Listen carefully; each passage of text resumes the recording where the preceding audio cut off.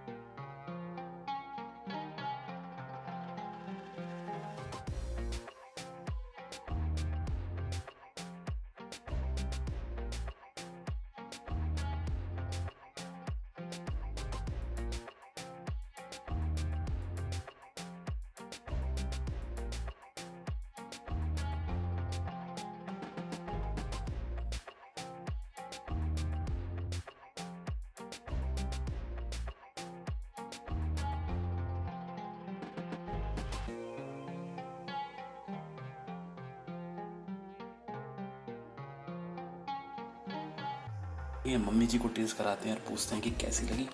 तो गर्मा गर्म रगड़ा पैटीज हाजिर है, मम्मी जी के पास चलते हैं। रगड़ा पैटी, हाँ ये तो मुंबई की डिश। हाँ जी,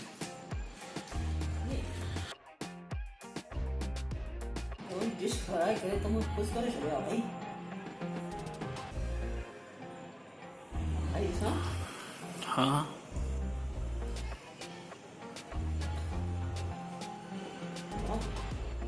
तुझे टेस्ट तो उनका भी बढ़िया, मज़ा आया तव्हांखे? काफी बढ़िया। ठीक है, तो एंजॉय करो दोस्तों। ये बहुत ही सिंपल और इजी रेसिपी घर में बनने वाली है। आप भी घर पे बना के ज़रूर ट्राई कीजिएगा और अपने फैमिली वालों को भी खिलाइएगा। Please like share and subscribe our channel. Thank you.